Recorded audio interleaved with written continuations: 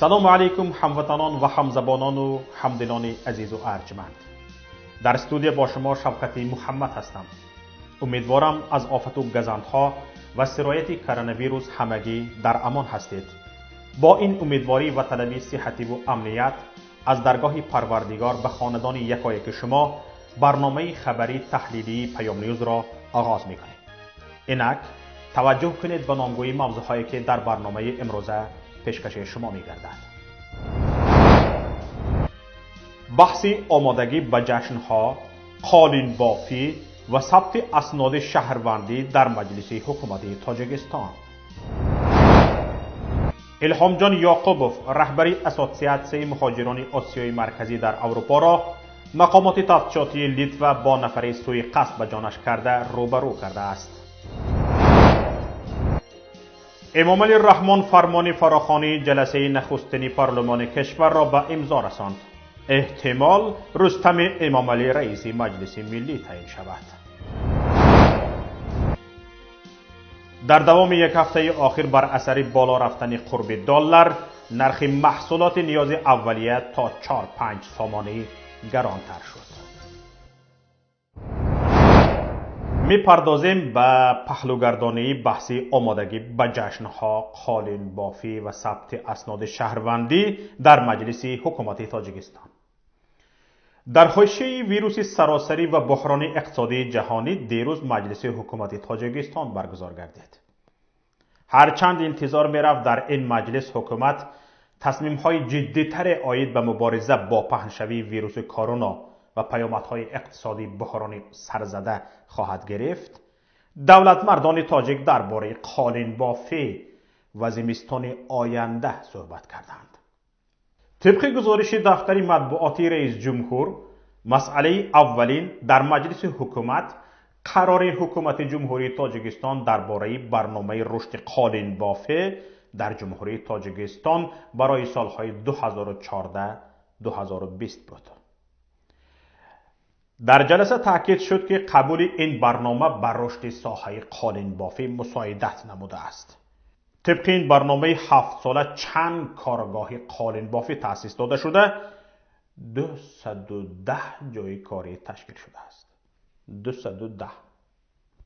210 جای کاری طبق برنامه 7 ساله دولتی.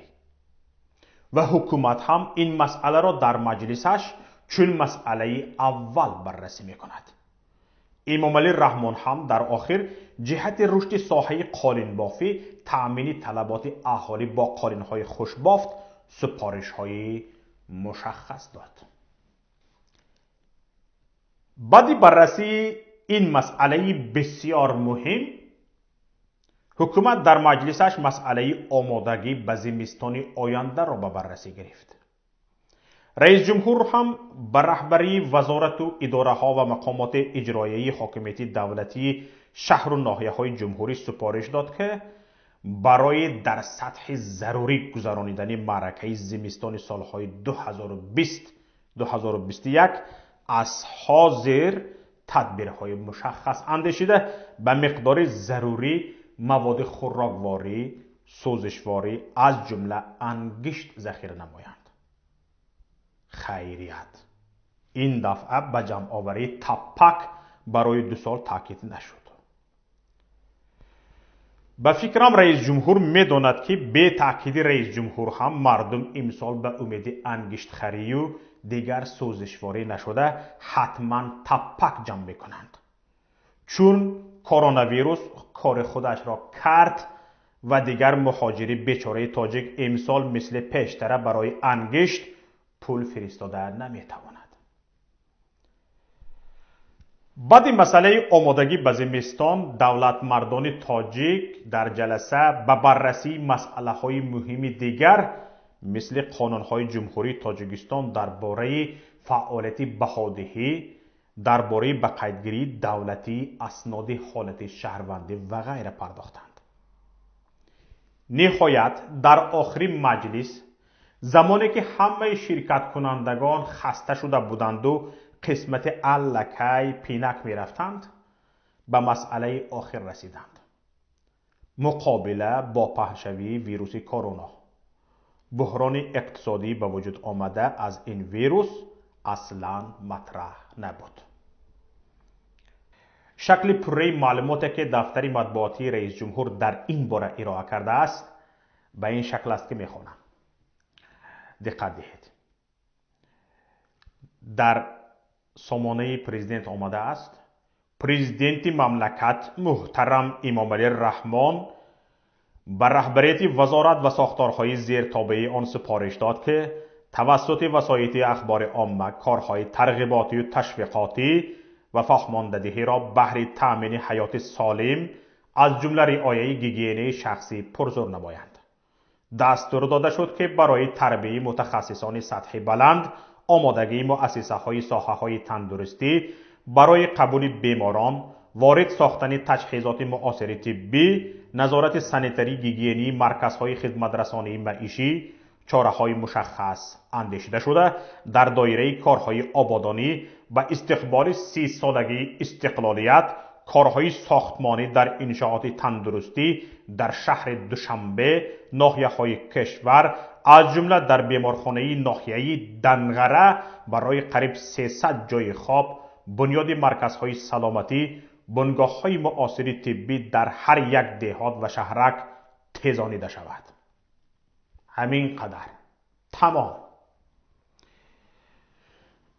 کشورهای دیگر هر روز جلسه های اضطراری برپا کرده تمام قدرت و دولت و حکومت را برای مبارزه با ویروس و پیامدهای اقتصادی آن سفربر کردند. حکومت تاجیکستان در جلسه نوبتیش مسئله قالین بافی و ثبت اسناد شهروندی را بررسی میکند.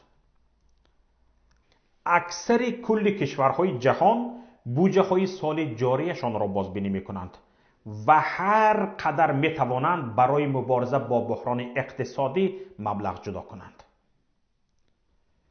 حکومت تاجیکستان باشد مسئله آمادگی به جشنهای نوبتی از جمله جشن 30 سالگی استقلالیت دولتی تاجیکستان را که ماه سپتامبر سال آینده برگزار میگردد به بررسی گرفته است. حرف درباره بحران اقتصادی نیست.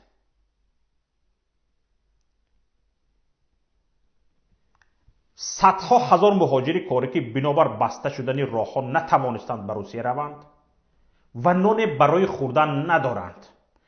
قریب 1 میلیون مهاجری که امکان دارد امسال در روسیه بیکار مانند، احتمال طولانی‌تر شدن منع صادرات محصولات غذایی از کشورهایی که تاجیکستان وارد میکند و ده‌ها مشکل دیگر که خواب میلیون‌ها شهروندان کشور را گریزانده است حرف گفته نشد. ظاهراً حکومت نه پروای ویروس دارد و نه بحران اقتصادی. این بی‌پروایی میتواند دو سبب داشته باشد. یکم، شاید خرید خزینه طلا و نقره را ابوحسن و 40 راهزنش در کدام کوهسار اطراف دنغره کشف کردند. همین که ابوحسن تاجیکی سیم سیم در را کشا گفت، در خزینه کشاده می شود و تا آریان بانک طلا و نقره الماس و مروارید آمده می ریزد و عالم گلستان. سبب دیگر، تا به حال دولت مردان ما پیامد کرونا ویروس را جدی نگرفتند. شاید از تصور کردن پیامد آن میترسند و همین گونه از بلا حذرگویان نام کرونا ویروس را از گرفتن و پیامد آن را از تصور کردن گریخته ایستاده‌اند. اما هیهات، گریختن از مشکلات حل مشکلات نیست. تماشابینان گرامی، دقت دهید. امروز در رسانه ها میبینیم، میخوانیم و میشنویم که سازمان بهداشت جهانی به خودداری از جماعت‌های بزرگ دعوت کرده است. کارشناسان از پیامدهای بسیار سخت بحران آگاه میکنند. ولی مقامات تاجیکستان بعدی با تنتنه گذراندن نوروز با انبوه بزرگ مردم به جشنهای دیگر آمادگی میگیرند. رجب‌بای احمدزاده رئیس ولایت سوخت شخصاً آمادگی‌های ناحیه مسچاه را به جشن 23 سالگی صلح و وحدت ملی تفتیش کرده است. قرار است جشن جمهوریوی بخشیده شده به روز وحدت ملی سال جاری در ناحیه مسچاه برگزار گردد. در جشن رئیس جمهور امامعلی رحمان، نمایندگان حکومت، پارلمان و غیره شرکت خواهند کرد. رجب‌بای احمدزاده در ناحیه مسچاه با جریان ساختمان 30 انشاءات از جمله قصر فرهنگی برای 1000 جای نشست و میدان ورزشی برای 10,000 تماشابین دیدن کرده است. قیمت ساختمان تنها قصر فرهنگی 30 میلیون سامانی معادل 3 میلیون دلار بوده، یکی از بزرگترین قصرهای فرهنگی در کشور گفته می شود. برای ساختمان میدان ورزشی باشد مصرف 11 میلیون سامانی معادل 1,100,000 دلار در نظر گرفته شده است. 41 میلیون برای تنها 2 ساختمان در یک ناحیه که به هیچ دردی نمیخورد. در زمان بحران شدید اقتصادی جهانی و پهنشوی با صورت ویروس. های دولت مردان، شما مستید یا هوشیار؟ در اروپا و امریکا مردم در مغازه ها نان نیافته ایستاده است. این کرونا ویروس اقتصادی چند کشوری ابرقدرت و دارای هزارها کارخانه های بزرگی استحصالی را به هم ریخت. در خانه دهها وزیران کبیران را کوفت و به ناله در آورد. شما باشید در حالی که نه یک کارخانه فایده آور دارید نه اقتصادیات، با یک برنامه بزرگ رشد قالین بافی در جمهوری تاجیکستان برای سالهای 2014-2020 در 7 سال همگی 210 کارگر یافته اید. 4 چشمتان به کیسه مهاجر است. مهاجر باشد امروز تمام جمع کردهش را صرف کرده بزور از زمستان برآمده است. هزارها مهاجران برای پرداخت اجاره خانه، پرداخت کمونالی آب و برق و گاز در زمستان قرضدار شده اند. بیچاره مهاجر نم اکنون کار را سر میکنم گفت که این وبا آمد و همه را خانشین کرد. شما باشید برای مصرف های هنگفت نقشه میکشید. های حکومت داران، لطفاً بگویید که شما با کجایتان فکر و اندیشه میکنید. دولت مردان، اوی حکومت داران، گوش کنید. میدانم که برنامه را تماشا میکنید. در بیرون وبای عمومی جهانی جریان دارد که الکی جان 40,000 نفر را گرفت و 800,000 را گرفتار کرد. تمام جهان از این وبا در هراس است و تمام سیاستش را به این سمت گردانیده است. تریلیون ها دلار جدا می شوند، هزارها برنامه ریخته می شوند. کشورهای همسایه به ساختن بیمارخانه و کرانتینی و برنامه ریزی و دیگر کارها شروع کردند. سرحدها بسته شدند. اوی پشمک ها، در بیرون بحران بی سابقه اقتصادی و مالیوی جریان دارد. 400,000 مهاجر کاری در وطن بیکار ماندند و بعد 2 ماه نان خوردنی نخواهند داشت. 1 میلیون تاجیک در روسیه به خاطر بیکاری رانده شدن از جای استقامت و بمب شدن روبروست.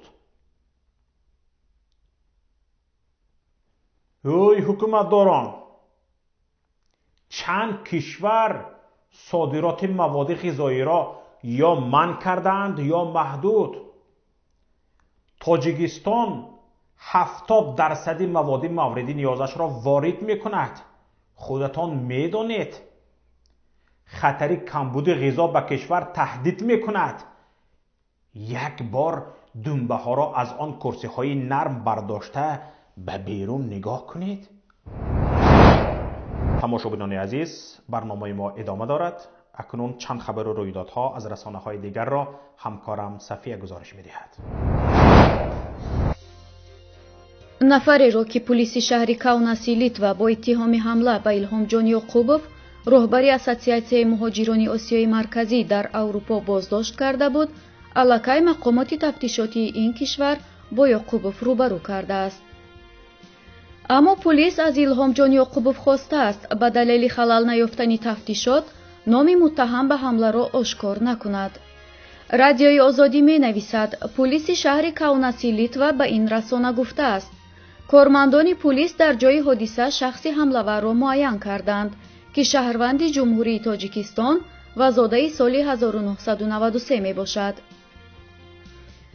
همچنین ضمن صحبت با نشریه LRT.LT پلیس کاوناس گفته است حمله‌ور شخصی را هدف گرفته است که کشور لیتوا به او حق پناهندگی داده است و از منتقدان حکومت تاجیکستان می باشد و بنابر خروج کرونا ویروس ادامه تفتیشات به تأخیر افتاد. یک نفر نزدیک به ایلهامجان یعقوبov به رادیوی پیام گفت تخمین‌ها نشان می‌دهند که حمله این نفران فرمایشی بوده. فرمایشگرش حکومت تاجیکستان، انیقترش حکومت ولایت سوخت می باشد. اما خود ایلهامجان یعقوبov به رادیوی آزادی گفته است هنوز انگیزه حمله‌ور انیق معلوم نیست، اما اگر او بنابر خصومت شخصی این کار را کرده باشد او را میبخشد. یادآور میشویم سنه 16 مارت در ماشین شخصی که زاده تاجیکستان بوده است از سوی شخص سومی در ماشین بوده مورد حمله قرار گرفت. در نتیجه مغز سرش آسیب دیده، استخوان بینی و قبرغه‌اش لط خوردند. ایلهامجان یعقوبov استاد ورزشی درجه بین المللی بوده، قهرمان سابق آسیای مرکزی در رشته مشت‌زنی می باشد. یعقوبov تا سال 2014 رئیس شعبه حزب نهضت اسلامی تاجیکستان در ولایت سوخت بود. بعد پناهنده شدن به اروپا، انجمن مهاجران آسیای مرکزی در اروپا با ابتکار او تأسیس شد و حالا این انجمن را راهبری می‌کند. انجمن مهاجران آسیای مرکزی در اروپا یکی از 4 سازمان عضو پیمان ملی تاجیکستان میباشد. امامعلی رحمان رئیس جمهوری تاجیکستان دیروز 30 مارت فرمان فراخوانی نخستین جلسه سنتی تازه انتخاب شده پارلمانی کشور را به امضا رساند. بنا به اطلاع دفتر مطبوعاتی دستگاه اجرایی رئیس جمهوری تاجیکستان، نخستین جلسه سناتورها بر اساس فرمان روز 17 اپریل برگزار خواهد شد. امامعلی رحمان فرمان درباره دعوت نمودن جلسه یکم یکجایی مجلس ملی و مجلس نمایندگان مجلس عالی جمهوری تاجیکستان دعوت ششم را نیز به امضا رسانید. این جلسه نیز روز 17 اپریل برپا می‌گردد. یادآور می‌شویم که 27 مارت سال جاری در تاجیکستان انتخابات مجلس ملی مجلس عالی برگزار شد. در نتیجه 25 نفر از جمله رستم امامعلی شهردار دوشنبه سناتور انتخاب شدند. 8 نفر سناتور دیگر را رئیس جمهور تعیین می‌کند. سامانه اخبار می‌نویسد هرچند روزنامه کار اجلاسیه مشترک هر دو پالاتای پارلمان هنوز روشن نیست، ولی اینتریگای اساسی نخستین اجلاسیه مجلس ملی این است که آیا شهردار 32 ساله دوشنبه و پسر کلانی رئیس جمهور رستم امامعلی که از نام پایتخت وکیل مجلس ملی انتخاب شد به جای محمد سعید عبیداللهیف رئیس سنا انتخاب می شود یا خیر. در صورت انتخابش به این مقام رستم امامعلی رسما بعد پدر 68 سالش رئیس جمهور امامعلی رحمان راهبر دومی کشور خواهد شد. رستم امامعلی اینک 3 سال باز راهبری پایتخت کشور را در دست دارد و در محفل‌ها او را یک وارث احتمالی کرسی پدرش رقم می‌زنند. در دوام یک هفته اخیر در فروشگاه‌ها و بازارهای تاجیکستان بر اثر بالا رفتن قرب دلار نرخ محصولات نیازی اولیه تا 4-5 سامانی گرانتر شد. قرب رسمی $100 آمریکایی که 11 روز پیش به 975 سامانی برابر بود، امروز باشد 1020 سامانی را تشکیل می‌دهد. тавре хабаргузории Азия Плюс бо нақл аз тоҷирону фурӯшандагони бозорҳои пойтахт менависад: нархи 1 кило картошка аз 3 сомонӣ ва 80 дирам то 5 сомонӣ ва нархи ҳамин миқдор пиёз аз 2 сомонӣ ва 50 дирам то 4 сомонӣ боло рафтааст. нафароне ки ба хариду фурӯши хӯрокворӣ сару кор доранд, тахмин мезананд, ки имкон дорад нархҳо боз гаронтар шаванд. ба гуфти онҳо, айни ҳол ширкатҳо як қисми борҳои дар захира доштаашонро ба чаканафурӯшон фурӯхтанд. агар ба ин қарибӣ роҳҳо кушода нашаванду онҳо аз Русия ва дигар кишварҳо бори нав ворид карда натавонанд, пас маҷбур мешаванд нархи захираи боқимондаи худро боз гаронтар карда ба чаканафурӯшон диҳанд. дар Узбекистон ба далели карантин барои хонандагони муассисаҳои таълимӣ таҳсили виртуалӣ ва онлайнӣ роҳандозӣ шуд.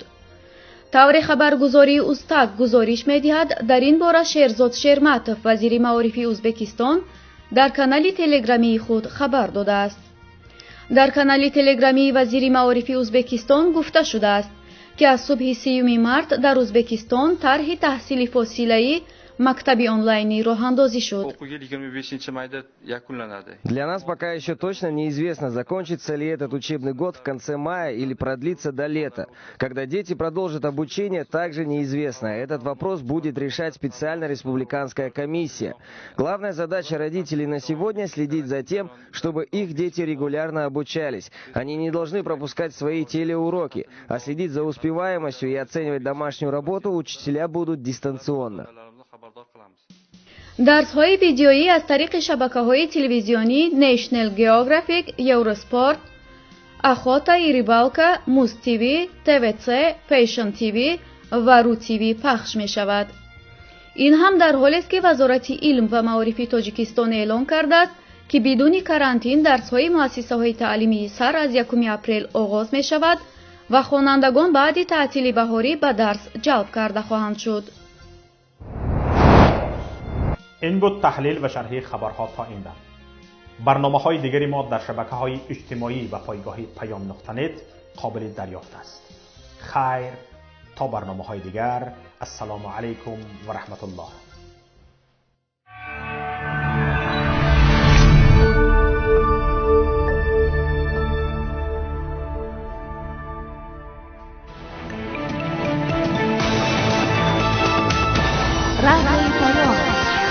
در فضای سیاست صدای جدید، رادیوی پیام، علم، فرهنگ، نوید، رادیوی پیام، مشورت، بحث، گفت و شنید در تمام دنیا روی رسانه اینترنتی رادیو پیام نقطه نت.